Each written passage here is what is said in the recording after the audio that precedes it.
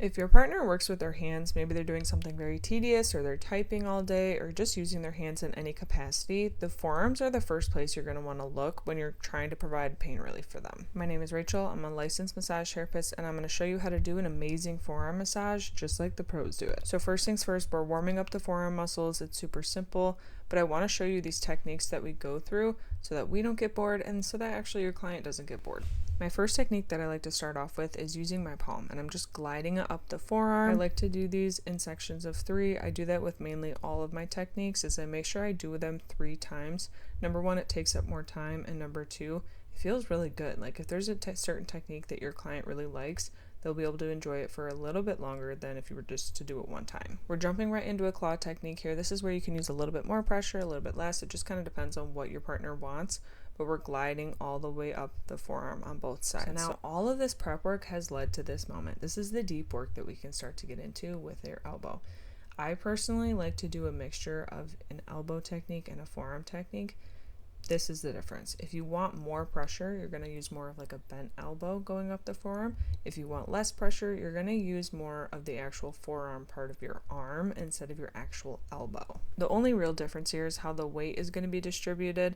When you're using more of the actual forearm itself, it's more of a broad pressure, and when you start using your elbow for pressure, it gives really deep targeted pressure. So you could really be using the same amount of pressure and body weight on here, but you're dispersing the pressure differently, so that's how they're going to feel it differently. This is why I talk about that you can still use the same amount of pressure, just use different angles, and you can get that deep tissue effect going. Now, notice how I said they work with their hands. Obviously, we can't just leave the hands stranded and just hanging out, so we can use that same deep tissue technique with our elbows in the palms of their hands. This feels incredible. It feels so good.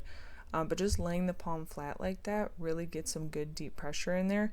And you can hold certain points, like you can kind of just put an elbow in there and leave it. But just make sure anything that you do that's deep, you're always kind of massaging and relaxing afterwards.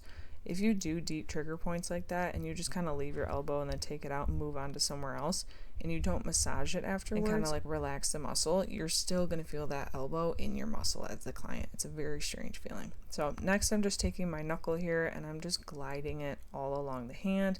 Same thing with the thumbs here. This is again just more of that targeted work we're going to be doing just all along down the hand. And then I do like to start and kind of work my way in sections down the hand.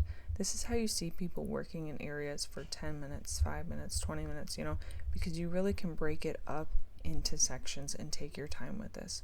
If you want to do the hand in sections multiple times, you're more than welcome to. It does feel great. But for obviously this video purpose, I just did it once. And then with the thumb technique I'm doing here, I'm using a pressure point or trigger point in the thumb, and it actually corresponds to headaches. So this can actually help your client with their headaches and provide a little bit of relief there as well. And I'm just finishing out with some relaxing techniques, but most importantly, I want you to remember the fingers. I feel like this gets neglected a lot of times, so I'll just make sure I glide down each and every finger, and you can literally go 4 times slower than I just did.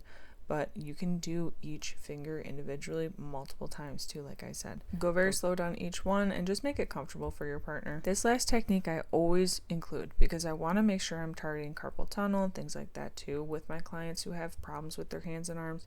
So make sure that you're starting at that wrist and just going over the ridge of that hand right there where the hand meets the wrist. You can repeat this as many times as you'd like. I would say maybe 1 to 2 times for sure, and then repeat on the other side. So make sure you do it to both hands and arms, and your partner is going to love you for this. Drop in the comments and let me know how you guys like this one.